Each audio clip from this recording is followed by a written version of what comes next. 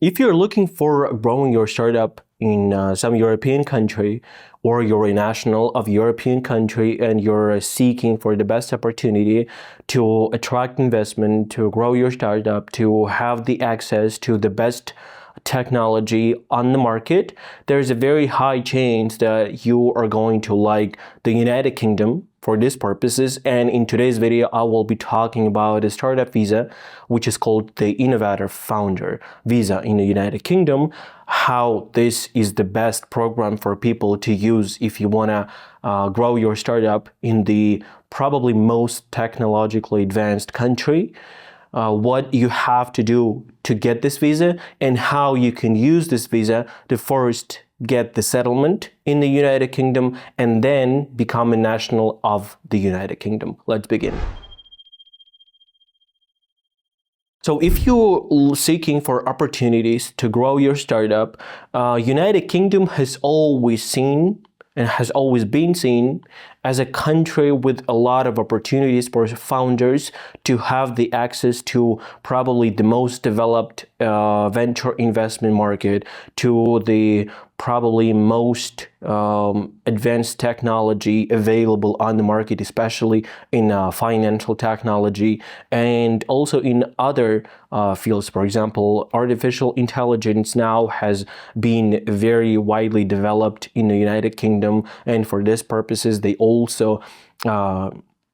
made it easy for people to relocate on a global talent visa if you're working, for example, in one of those categories in artificial intelligence, in machine learning, or other categories that are principal, that are critical for the country to have this kind of specialists working in the country. So if you want to get the startup visa, it's a very good opportunity for you to first develop your startup with the help of different bodies, especially government bodies that will help you do that by providing people with expertise.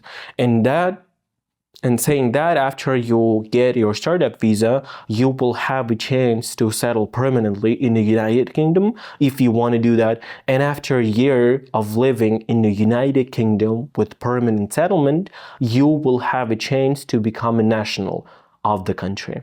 So how do you get the startup visa, or the Innovator Founder Visa, or the Scale-up Visa, which is also one way that they call it? So first, there are 4 different bodies that will endorse your application if you want to get, for example, Innovator Founder Visa. There is, for example, investors, there is United Kingdom Endorsing Services, and 2 other bodies which are not as probably widely known as these 2. But the most important thing is that they all have pretty much the same requirements. The most important is that you have to prove that your business will or is evidenced to have these 3 different metrics. First is innovation, which means that your business has to develop or working on a technology which is some kind of internal service, product, project, or a solution that has the potential to be patented. So it has to be internally developed. You don't have to, or you can rather have it outsourced, or have someone from the outside consult you on helping you develop this technology. So it has to be internal. It has to have a potential to be patented or registered as intellectual property. The second thing is that this idea has to be scalable. This means that this idea or your business has to have a potential for linear growth without proportionally increasing your expenses. For example, if you work in some kind of business where you have linear stuff and you're working on a product, and if this product grows, you have to grow your staff too. You have to hire more people, you have to attract more clients to cover your marketing expenses, to cover your salaries, and so on. So your business within the startup visa for United Kingdom has to be the opposite. It has to have the potential to grow without growing your expenses. And the last but not least is this startup has to be viable. That means that within your business plan that you develop for this visa, you have to show that, first of all, you have the team which has expertise to develop your product, to grow your business, to have the potential to become a real life revenue growing business. You have to have the necessary resources for paying your employees, to, for example, invest in marketing, to have all kinds of resources or research and development processes started and held in your company.